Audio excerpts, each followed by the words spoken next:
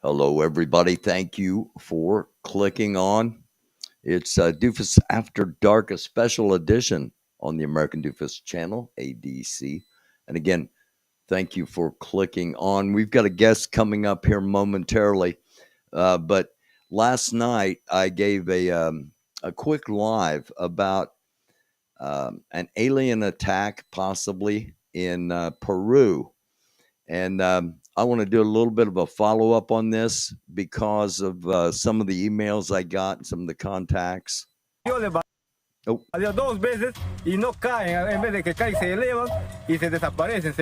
Okay, so we saw gunfire. It's dark. We hear the tribal leader talking about this. What was he saying?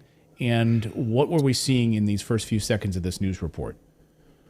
Okay, so this incident began when a 15-year-old girl was abducted by strange beings in the jungle. She's from this village. These are the Iquitu tribe, members of the Iquitu tribe. It's the village of San Antonio. It's in the district of Alto Nanay, near Iquitos. And this 15-year-old girl was abducted, and she was able to break free from her captors.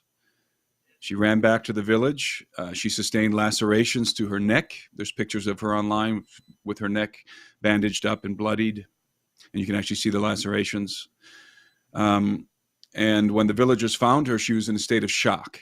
I read that she was in shock for a few hours, couldn't talk. She was just terrorized, absolutely terrorized by whatever had happened to her. And at first, I think the villagers, they didn't know what happened to her. They assumed that whoever had attempted to abduct her were human perpetrators, and so they grabbed their guns and they started running through the jungle looking for these individuals. And instead of finding human beings, what they encountered ostensibly were these strange entities, which the villagers themselves are calling extraterrestrials, definitively. They're very unambiguous about this. And in that video, that's what that gentleman is saying. He is the leader of the tribe in that particular village. And they've been terrorized not just one day, but ongoing for weeks. And this has been happening primarily at nighttime. He said that they're not sleeping. The videos that have surfaced show these guys shining their flashlights around the trees that surround the village. They're shouting. They're obviously in a genuine state of terror. All the women and children are huddling together in the middle of the village as the men are walking around the perimeter with their guns and flashlights, and they're firing at something in the jungle. They've got shotguns, they've got rifles, and they're shooting at something in the jungle. And according to these gentlemen, these villagers, what they're seeing are 7-foot-tall entities that are arrayed in silver armored bodysuits. The gentleman makes reference to the Green Goblin from Spider-Man. And what he means is that in the same way that character in that movie had that bodysuit with armor on it. Right. That's what he's talking about, in a mask. Sometimes they're saying these entities have a mask. Sometimes they're saying also that they're dressed in cloaks with hoods. But I think they're referencing to the legend of the pelacaras, the face peelers who approach these villages and try to abduct people, and they're often dressed in cloaks. They're saying that one of the interesting details is that these entities apparently have discs on the bottom of their shoes that project a red light and that enable them to float off the ground through the jungle about a meter off the ground, and they can also lift off into the air. So when the villagers fire at these entities, they see them, they shoot them. The entities are apparently bulletproof, and they disappear or they float off into the jungle. Okay, so the guy that we've been listening to, he is an explorer. He has spent time with these people, and he also referenced the fact that there were miners in the area, illegal miners trying to mine gold using mercury, which is doubly illegal and also incredibly toxic to the environment. But he said that, there had been an incident with miners in the 90s, and that's why the villagers now have rifles and shotguns. And that was one of the reasons I played this, because I had more than a couple of um, uh, contacts asking me, hey, these are villagers out in the jungle, and they, throwing spears and blowguns and stuff. And so no, that's not, these are not um, completely isolated, never seen human being, blah blah blah. No. And the Peruvian um, the Peruvian media is taking it very seriously. So just wanted to throw that out there to start this, and to get things kicked off. And enough of that. Let us bring on. Let me see. I've got to do this. We're doing this by phone, um, so that she's not on the screen with me, so that there can be no, um, you know, tracking down IP addresses or whatever it is people do to try to figure out who's who and who's what. I'm Barry Welsh, by the way.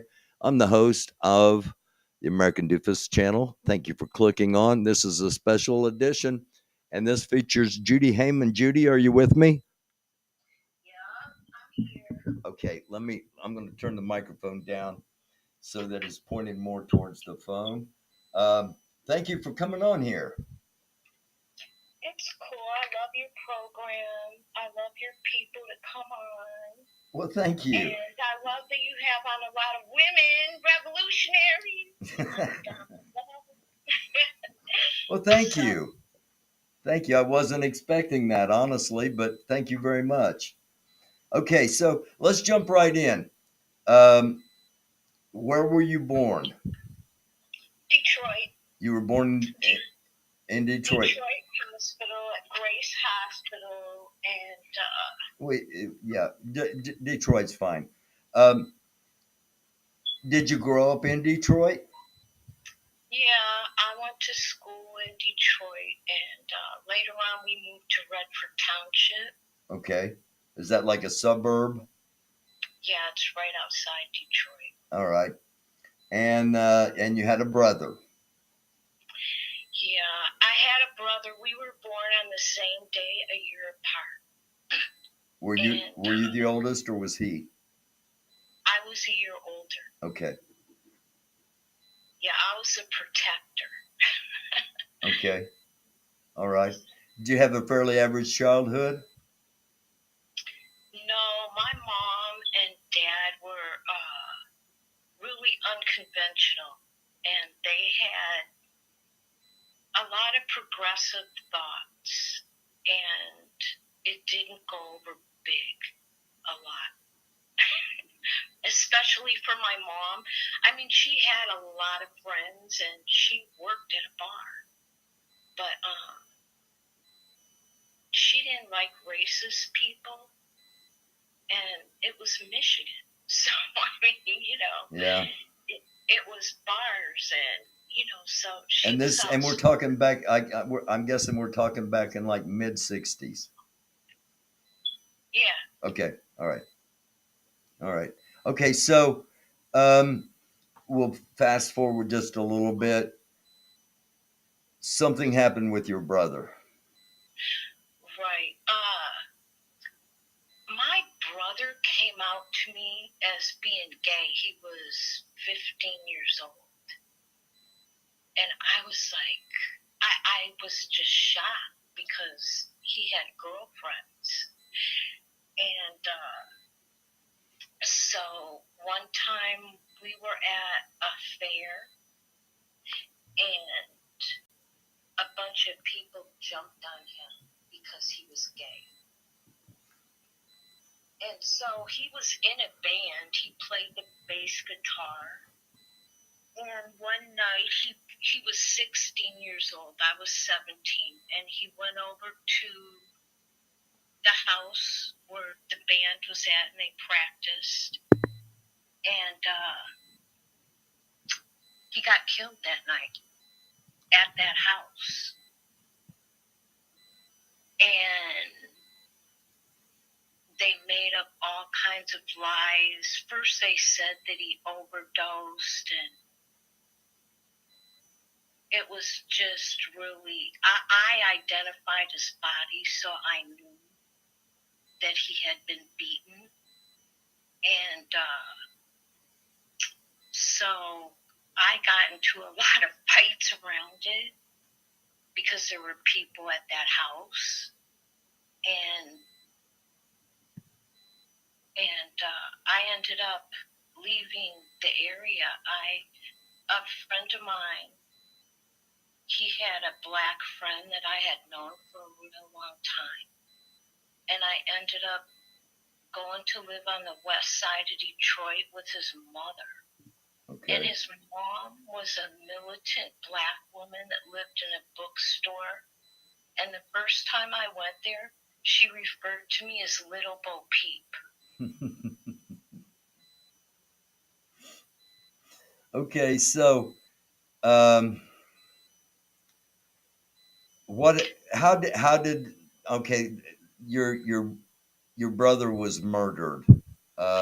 Your Yeah, parents. and then a couple years later, on top of that, the guy across the street from where my brother was murdered, a police detective lived, Detective Carlton.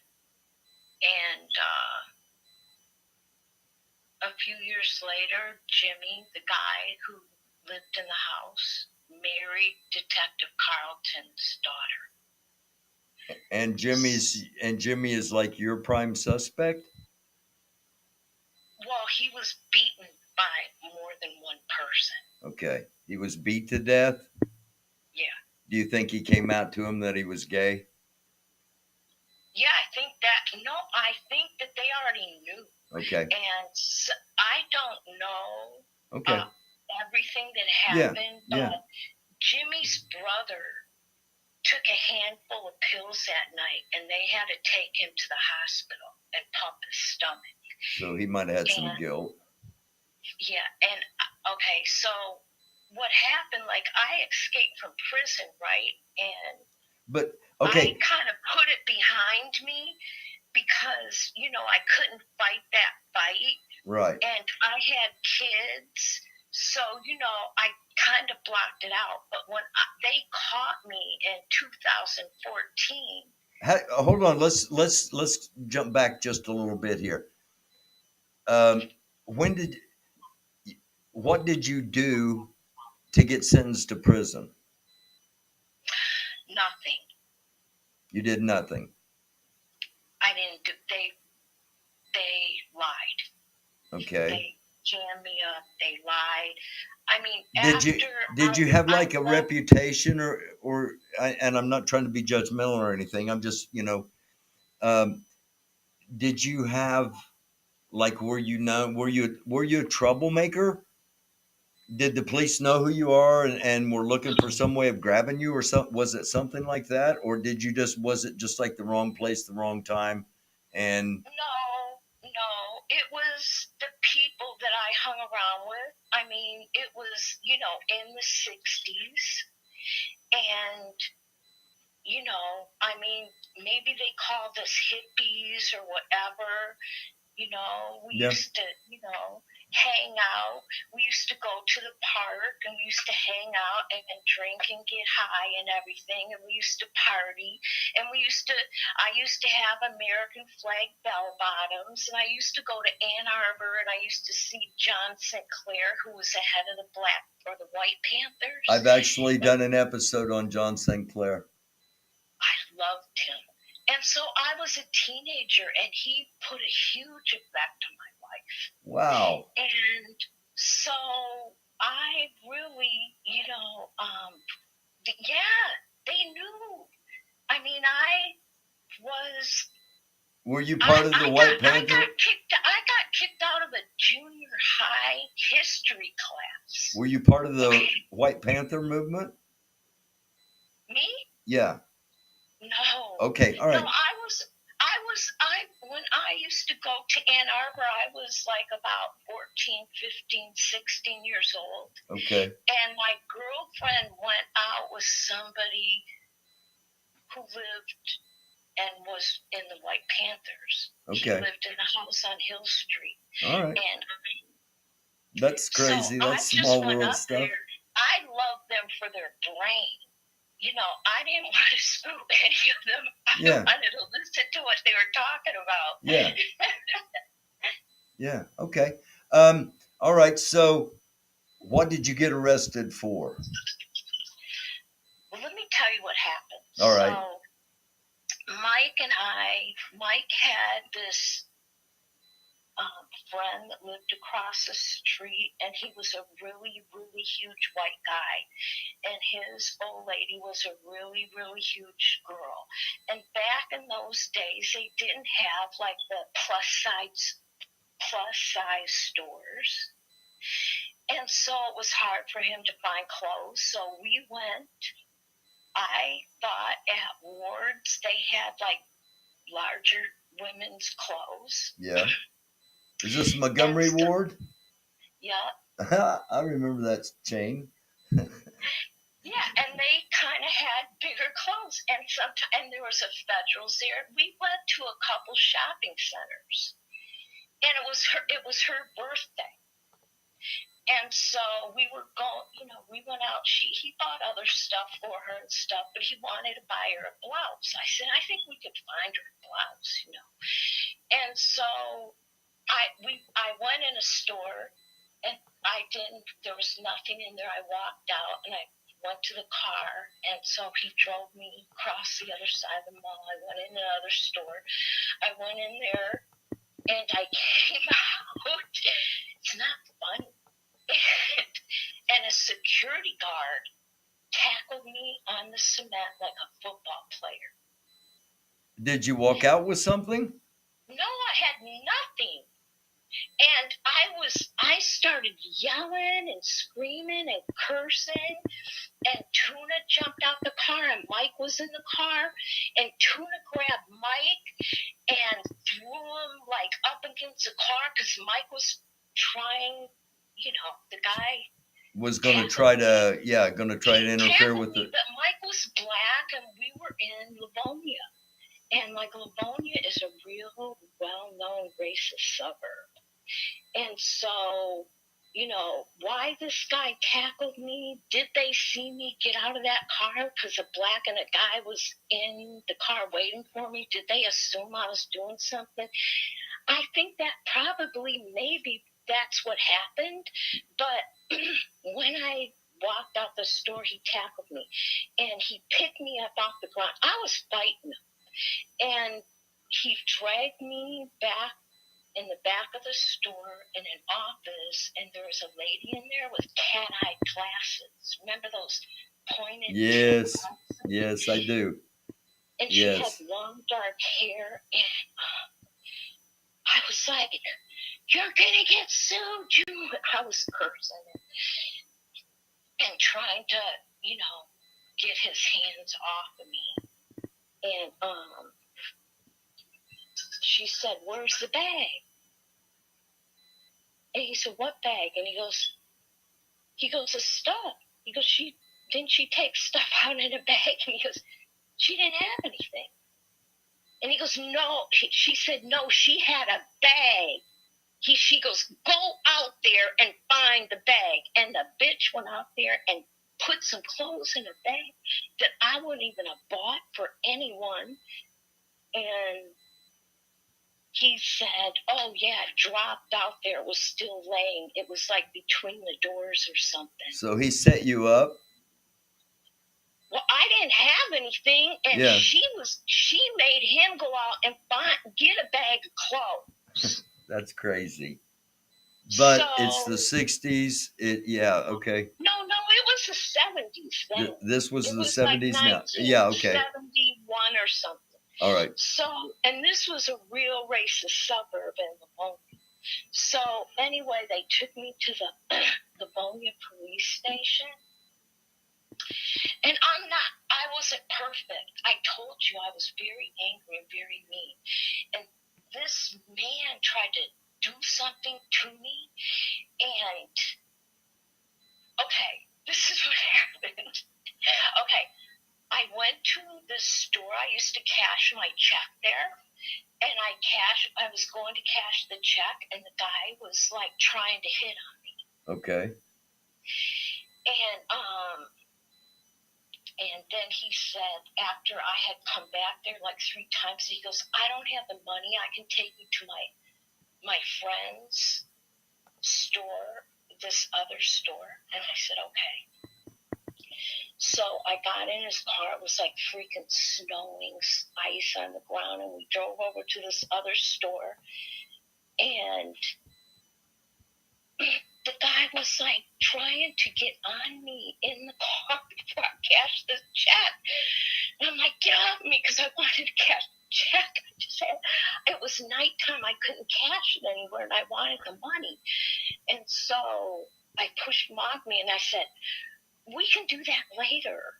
I said, let's just take care of this business, just to stall him off, right? Right.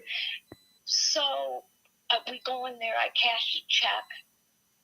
And we come outside, and I get in the car, and this guy jumped on me. I mean, he on the front seat of the car, like he was big too. And he smelled, his breath was horrible. And he just jumped on top of me, right?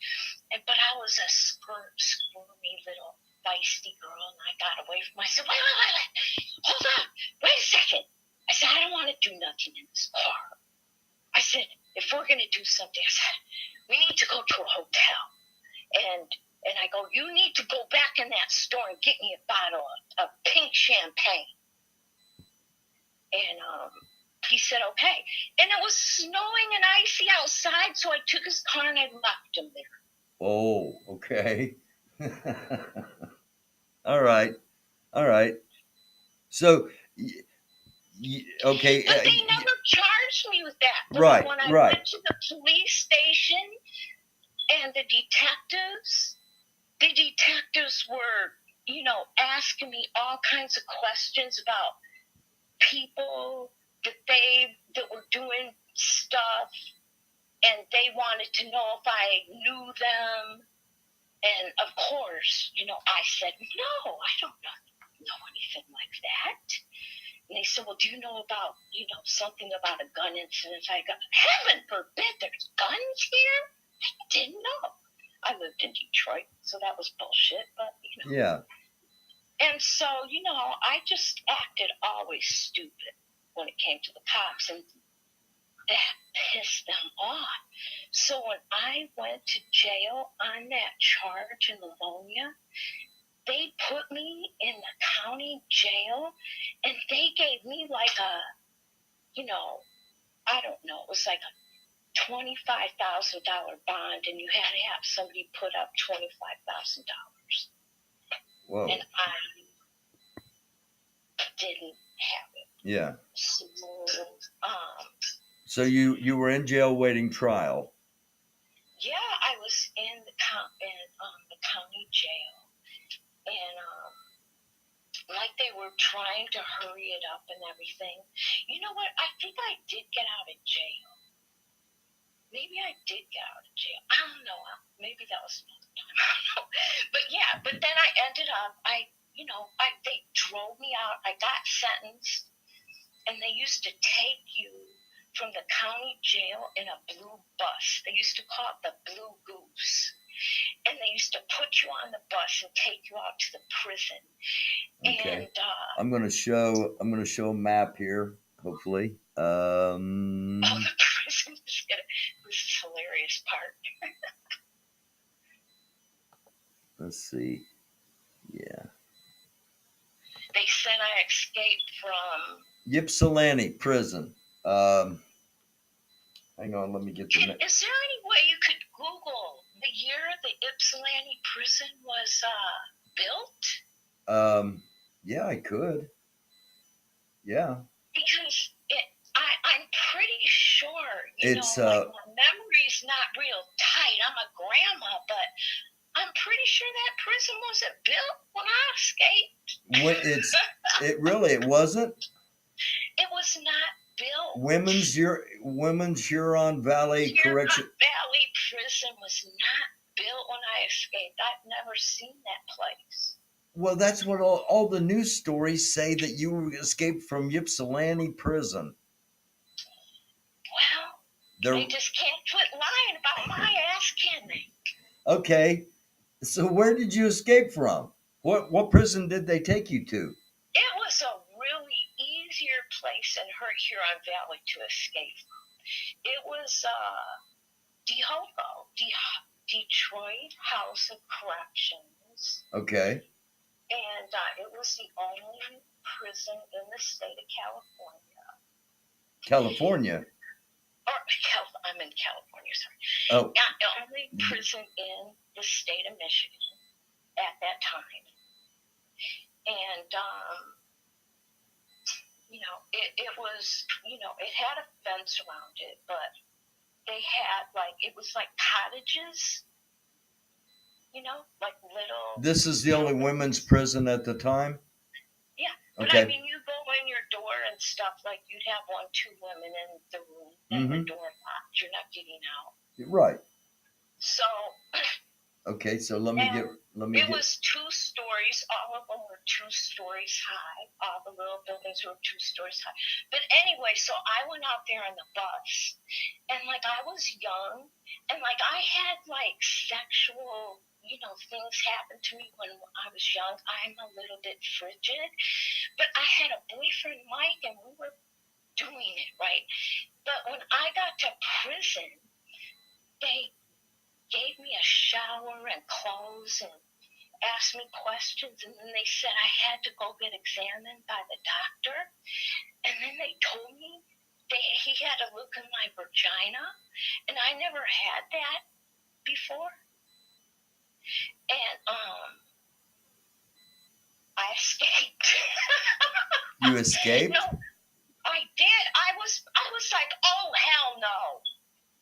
Hell no. And I tried to talk to someone about it, and they go, yes, he is. And I was done anyway.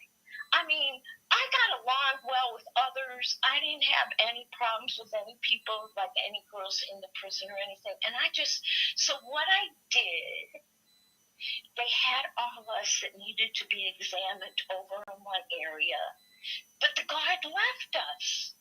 And there was a lady by the door, and she gave out passes, and she was a fat girl, and she was an inmate. And I just felt like I could handle that, so I did. I went up to her, and she didn't say. First, I gave my friend my stuff. I go, I'm leaving. I go, I'm not letting no strange doctor look in my pussy. And so I gave her my stuff. She goes, you're lying. I go, no, here's my signet. I go, I'm out of here. And she goes, you can't go anywhere. I go, I'm leaving. And so I went to the girl that had the passes, and she was talking to another girl, and they were just talking, friend talk. And I became my personality, the psycho person. And so I just went to her. I said, I ain't got all day. I said, what are you doing? I go, give me my goddamn pass. I go, I gotta go. And I said, and she looked at me, and the other girl walked away. And so I took my fist and I pounded it really hard on the desk. I was as intimidating as I could be, and I'm small. And she goes, what? She goes, well, which one is your pass? I go, it's right there. So she took that pass and signed it and gave it to me. I don't know whose pass it was. It got me out the building. And you just walked out? So I walked out the medical building. And, this was a spirit of the moment thing. So I thought the best way was to go in the back of the prison, because there's a canning factory, a commissary, real big buildings. And besides, behind that is a fence. And I said, well, if I'm going to go over a fence, I can't go in front of everybody, right? Right. So I go over there, and so I'm walking, and I'm just walking along, and people are looking at me. Somebody asked me, "Are you new?" I said, "Maybe." And I just kept walking. I pretended like I was going to commissary, and then I ran around the door, and I went to the back of the building. And I was a tomboy. I was a little acrobat too. I just went all the way back to the building and ran my ass off and hit the fence, grabbed it, crawled up. The barbed wire, however, was a problem. But, I've got a little souvenirs on my leg, but I got over it. And How long were you? How long were you? How long were you free the first time?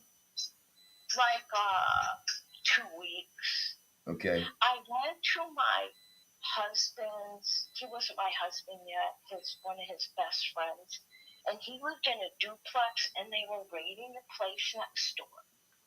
And so I just caught up in the middle of a police raid. We all went to jail. And They found out you were an escapee. yeah, I gave another name, and they go, and then they came in there. I was just sitting there talking to someone, and they just came right in this sound said, "Oh, you're Judy, aren't you?" I was like looking around like I was looking for Judy, right? I was trying to go to make it right. But it didn't work. They knew it was me. So I went back to prison, and they put me in maximum security solitary confinement. Right. And then, yeah, that was a trip because I was young and I didn't know. Like, they put me way back in a back cell, and you didn't get out to walk around, and like they didn't give me a mattress. I was in there a week. I was just like, oh well, I guess that's just what happens to prison escapees.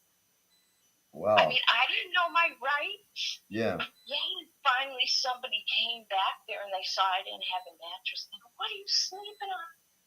So, yeah, they got me a mattress. And then I started talking to people, and people liked me. And then the second time I escaped, it was because we had a riot.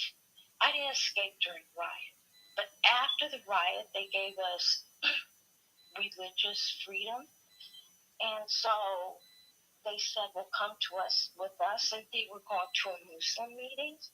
And we were waiting at the gate because a bus had to come to maximum security, and they had to open the gate and let you out. And so the bus was full, and there was me and 3 other chicks, and they left the gate open. It was a nice night. So me and this girl left. We hit the fence. What? There were 3 of you? One of you stayed? No, me and one other girl left. I know, but 3 of you got left behind. Jerry stayed. Huh? 3 of you got left behind from the bus. One of them stayed and 2 of you left? 4 of us got left behind. 4 of you got left behind. 2 stayed, and you and another lady took off? Yeah. Okay. And you just walked out the gate? No. Oh, no. We had an exciting escape. How so? Oh, man. It was a beautiful night, but there was snow. But it was a really beautiful night for snow. So it was really difficult to walk and escape, because you couldn't go on the road and walk on the road. You had to walk through the woods where it wasn't shoveled high snow. So we were walking and walking, and I felt like I was already an outlaw. And so I saw a horse. And so we tried to steal it. Like, oh my God. We chased the horse. God bless the horse. We didn't catch it. But man.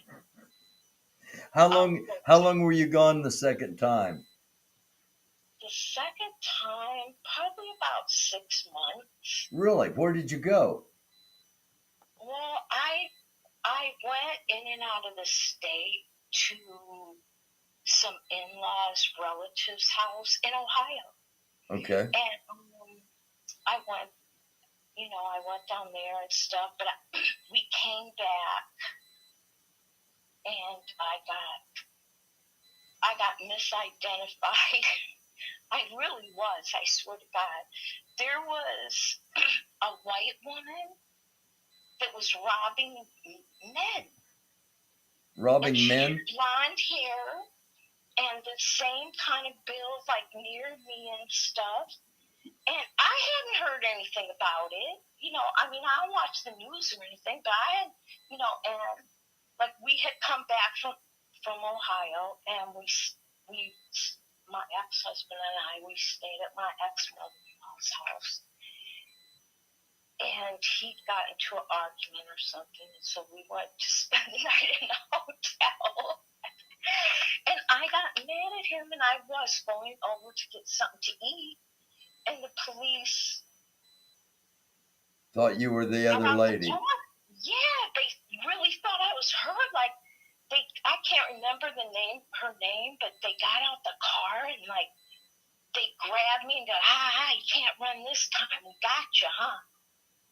And I'm thinking in my mind, they think I'm an escapee. That's what they're talking about. Right. They weren't talking about that. Well. And then I was like, oh, wow, I got a chance to get out of this, But unfortunately, my picture was up there, so. Yeah. So they go, oh, this is who you are. Right. You're not that one, but we got you. Okay, Yeah. So you go back in again. Do you go back into solitary? Yeah, back into solitary, and then I went upstairs to maximum security. I graduated, and so me and this other girl were going to escape. So, okay, this is going to be your third escape. Me and this girl were going to escape. So, we had it all planned. And so how we were going to get out and where we were going to go. And she had a lot of information, though. And so I went out first, and I had to jump out a second-story window. But like I said, I was a tomboy, You're right. But still, that's 20 feet. I said, still, that's 20 feet up in the air. Yeah, it was a jump. So but I knew how to jump. Yeah. So anyway, so I went down there, and so I'm crouched up against the building, and I'm waiting, and I'm trying not to be bitchy because we had to escape together. I'm trying to be cool, so I'm trying to wait patiently. And then finally I go, what is up? I go, come on. And then my friend came to the window, Jackie, and she said, you're going to have to go by yourself, baby. And I'm going, I'm not going by myself. I go, it's dark out here. And she goes, well, go ahead then and go to the front door and knock on it and tell them to let you back in. Right. Yeah, okay. So, it's like, I was pissed. You didn't do that, did you? No. Okay. I left. I went home, but I never went back that time. So I escaped, and then my husband, he was already living out in Michigan.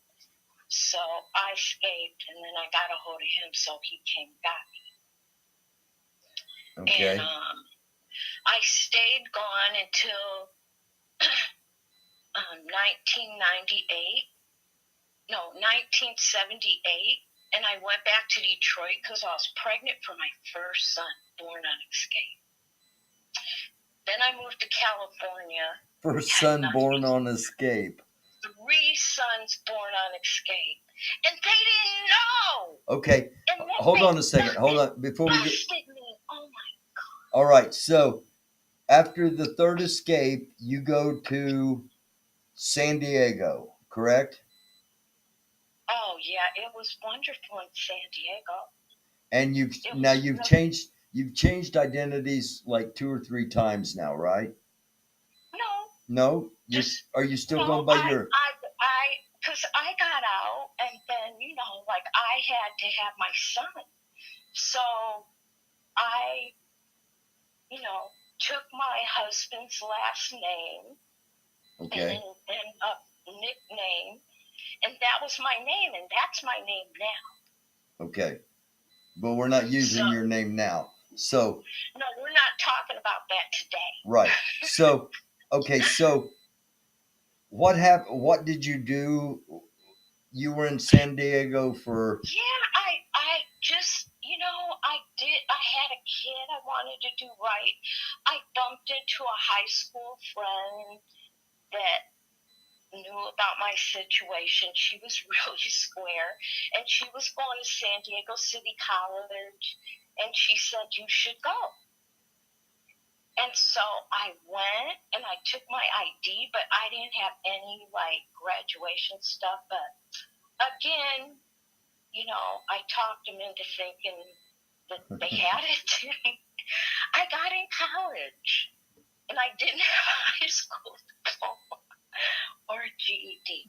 But so I'm going to college. I went to San Diego City College for a couple years, and I was working.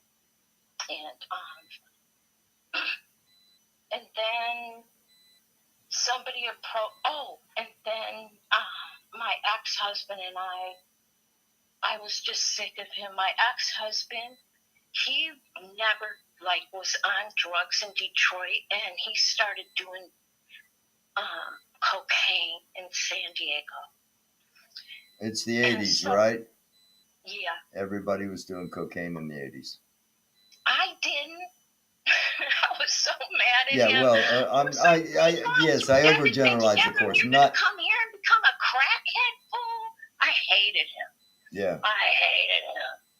So my girlfriend, she was African American. She went to church, and she was from New York City, and she understood me, some kind of way. So she started telling me to go to church with her. And this one Sunday, I was supposed to go to church and meet her at a church, but I got lost and I went to the wrong church. And I'm so glad I did, because I met my pastor. He just passed in 2020. But from 1982 to 2020, no matter if I was good, bad, or ugly, he stuck with me as my pastor. And so that's when I started, I felt like I needed to give back, and you needed to give back, is that what you said? Like they say, to keep your sobriety, you got to give back to keep it. Okay.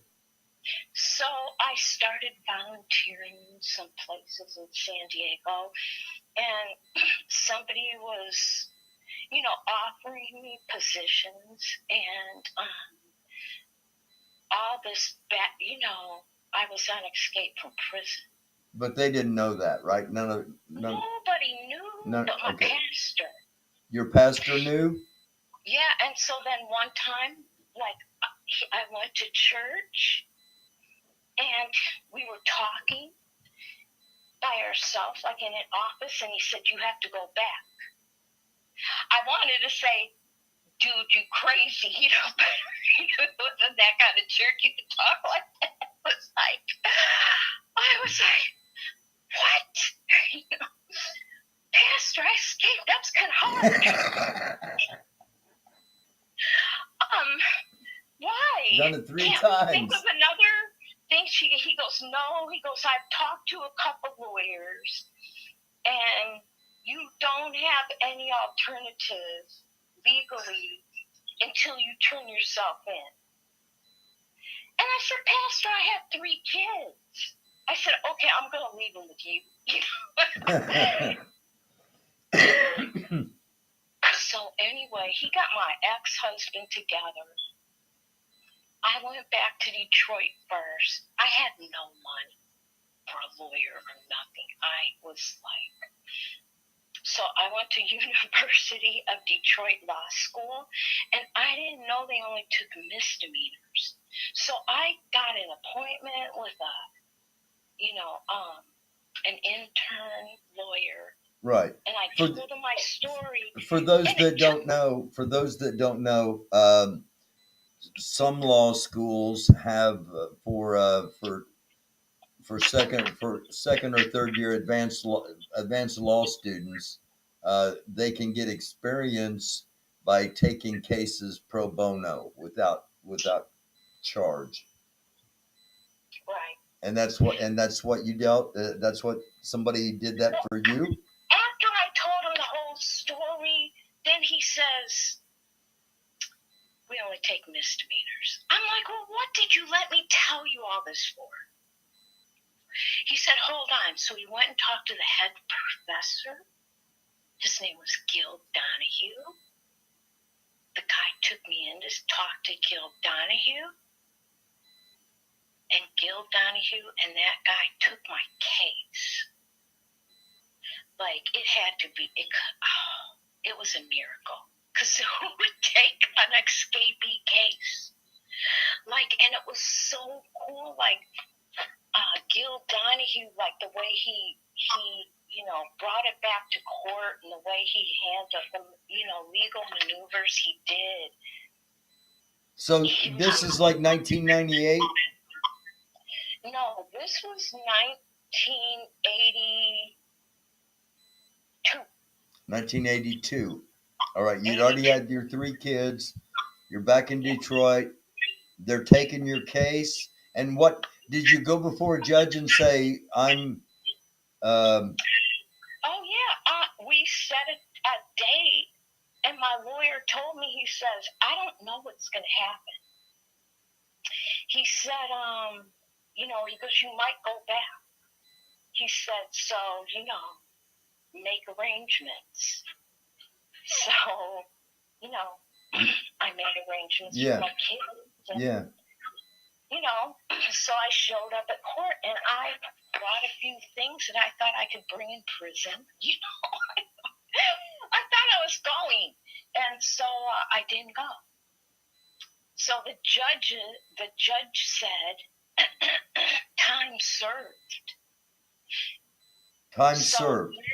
Time served. So this was a sentencing judge. We, instead of going to the prison, we went to the sentencing judge, because at the women's prison, their thing was they would not prosecute any women unless they committed an act of violence or if you destroyed something. And they didn't want the publicity of somebody escaping, let alone escaping 3 times. Yeah. No. Yeah. No. Okay. They hated that. So the judge lets you go in 1982, and you go back to California where your kids are. Well, no, my kids were here. Okay. They were there. There in Detroit. Yeah, I had someone there, with my kids. Like, if I went to prison, they were going to bring the kids up to visit me. Okay, I got you. All right. Okay. All right. So they weren't still in California. Okay. So the judge gives you that you don't get any time for the 3 escapes. The judge says time served for the shoplifting, and how did you immediately go back to California from Detroit, or what happened? Pretty soon Okay. after that. All right. I broke up with my ex-husband in Michigan, and he went back to LA. Okay. And he was in LA, and he got into a fight with someone and hit him in the mouth, and he got an infection in his hand, and they thought they were going to have to cut off his hand. Yuck. So my pastor called me and told me I had to go there. This is your pastor from San Diego? The same one who talked me into turning myself in. Told you to go to LA and take care of your ex-husband. Okay. Father of your Kind father of your children. Yeah, and we were still married. Okay. All And right. look, my church doesn't want divorces. Right. Okay. But, so Yeah. All anyway, right. so I headed out. I went to LA first. I stayed in LA for a while. And mind you, I thought all these escape charges were gone. Like, like I was fingerprinted. I'm not gonna say the companies, but I work security. I worked the freaking Republican convention in San Diego. I could have high-fived Bob Dole easy, all right? Like, I had all these jobs, like doing things like I should. So all this time they're saying like they wanted me, like the escape charge. I'm like, I think So it's there some were BS. escape charges. There were charges. There were No, charges. they never charge me. They never charge me with escape. They don't charge anybody with escape at that time unless you Unless it was violent. You did a violent act to like a guard or somebody, Right. or you destroyed something like when you were leaving. At that time, they weren't prosecuting people. Okay. Now, it could mess up your parole. Right. You'd have to max out. Okay. So the judge in Detroit said time served for the shoplifting, and you thought everything was cool. You're done with it, and you go back to California, and you were in California to what? 2014. 2014. I was laying on my couch and my son was taking college classes and he was using my computer in my living room. We were both in the living room. And, somebody started knocking on my door and the police knock? Yeah. Yeah, I knew who it was. So, but I knew I hadn't done anything. Right. So I told my That's son, the worst time to get the police knock, by the way. When you haven't done anything and you get the police knock, and then it's like they're saying, well, okay, we've got a complaint about noise next door. Do you know anything? Okay, good. It's not about me. Anyway, I'm sorry. Go ahead. All right, so they came in and are these local police? San Diego police. Okay, all right. So they came in, and right away it was like they knew who I was and stuff. And I said, well, I was her. I had my name legally changed. And they said, well, how could you do that? You're wanted for escape from prison. And your son didn't know anything about this, right? No. Oh, man. Not all of it. Like, no. So, anyway, wow. He was shocked. And so, anyway, they handcuffed me. But let me tell you about the county jail, Las Colinas County Jail in San Diego. So I'm in Las Colinas. Like, I'm a grandma, right? This is what, 9 years ago, but still, I was 61.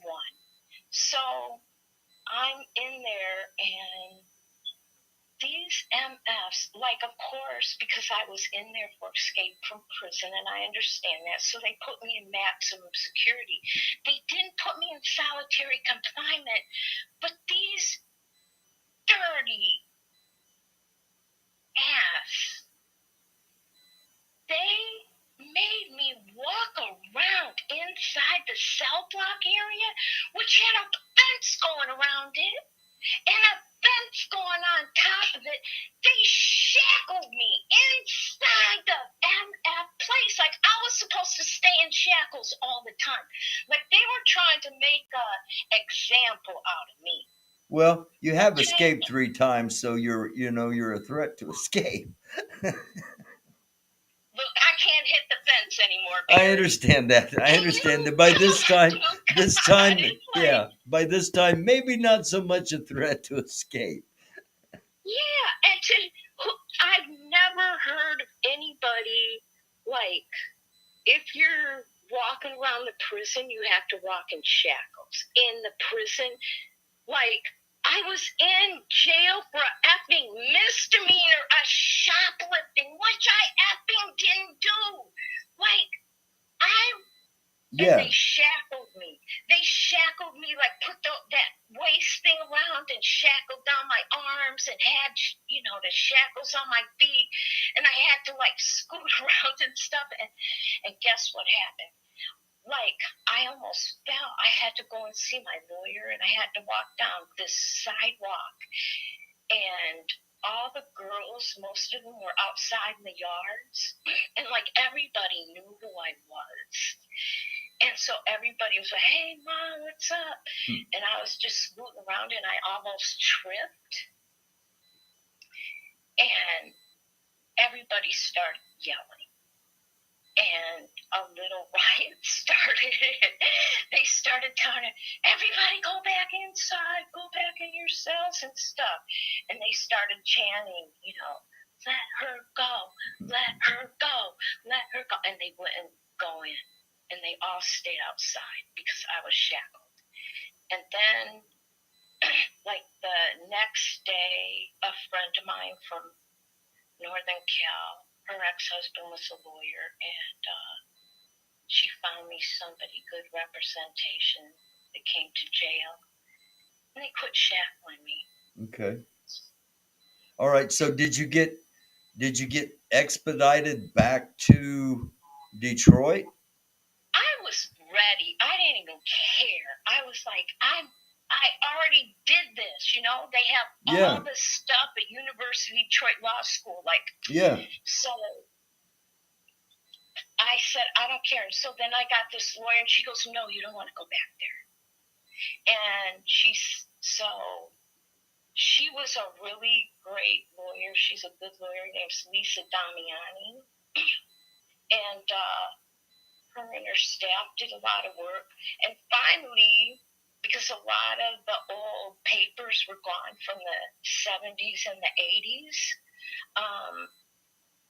they couldn't find the thing where the judge said time served.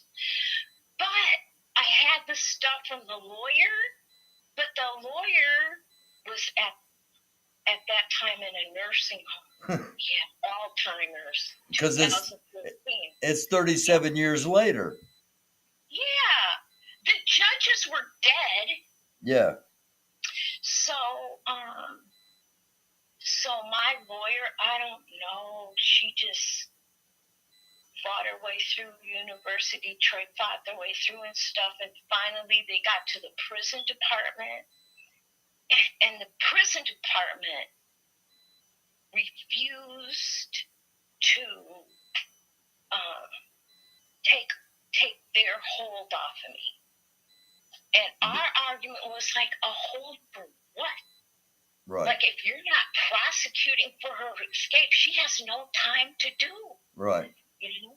So they were just, they just wanted to show me, right? Teach so your lesson. My lawyer ended up going, like, to the attorney general, the old attorney general, when Governor Schneider was governor. Okay. And Governor Schneider and the attorney general cut me loose. That's incredible. Yep. So you've been living back on the West Coast ever since, and no other problems, nothing. You're, as far as you know, everything's hunky-dory, and you don't have to look over your shoulder or anything anymore? Oh, no. Police are dirty, okay? They don't like me. I mean, okay. See, you've been a little bit of a I had to leave San Diego to go to a different town. Okay, you've been a little bit of a rapscallion your whole life, right? Huh? You've been a little bit of a rapscallion your whole life? I'm a revolutionary vanguard. All right. Enough said. Enough said. Anybody that grew up in the 60s and 70s understands. Yeah. So I went, when I got the scholarship to go to college, one of my professors got called in, and him and another guy started the first citizen police review board in San Diego. Nice. Yeah, and I helped them. Now, the police knew who I was from that.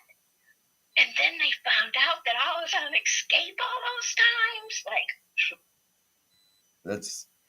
Have you written a book? Has anybody approached you about writing a book about this, or a screenplay or somebody? My lawyer wanted to do all that. Yeah.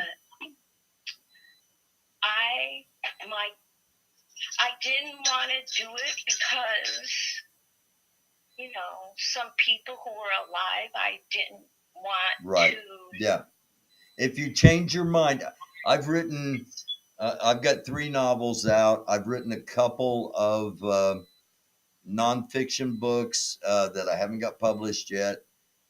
If you ever change your mind and you want to tell this story on a wider scale, you want to write a book, you want to write a screenplay, you want to see if we can get this sold. It should be a freaking mini series, and I will choose, what is that girl that Charlene Theron to play me? What's her name? The pretty blonde. Yeah.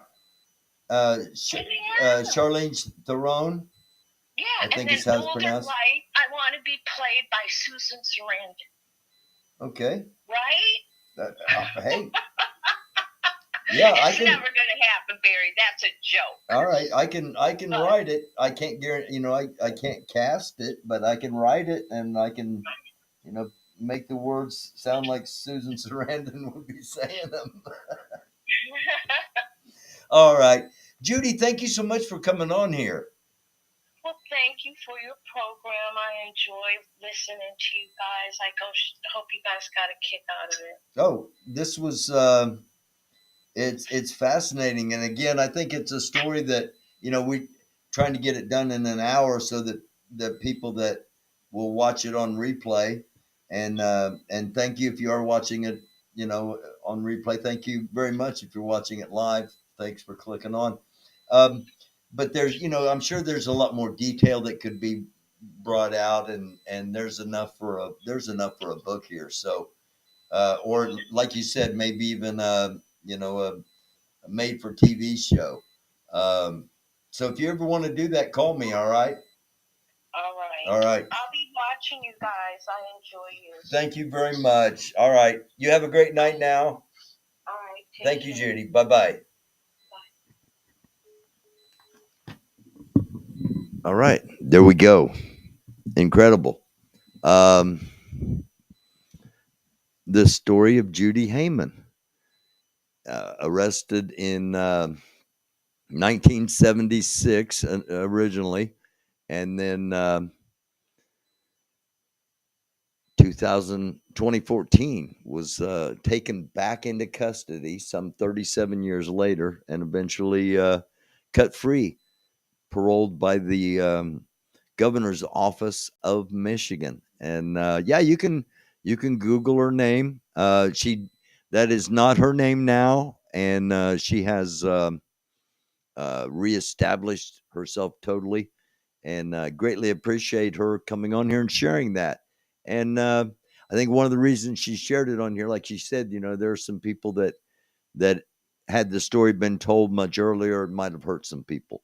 And that's, that's never what we want to do on here. So thank you for clicking on here. Thank you for being here. In order to make things jive up as far as having everything hooked up the way I needed to have it electronically, I've got the table real close to me at the moment. So my closing will be a little bit different than normal. Namaste. Blessings be upon you. Shalom, shalom, assalamu alaikum. Thank you very much for watching. Tomorrow night, Friday, going to start around 6-ish. It's going to be concert in the park. and the featured act is going to be a salute to Motown. And I've seen these guys, and they're very good.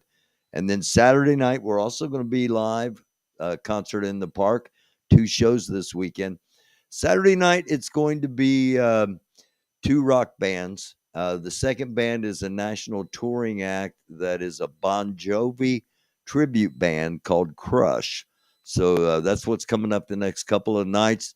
Again, thank you so very much for being with us tonight. And I hope you have a blessed rest of the evening. Peace, positive vibrations, live long and prosper. Much love. Mwah. Thank you so much. I love you like chocolate chip cookies. It's a dark world. Try to be a light. See you next time.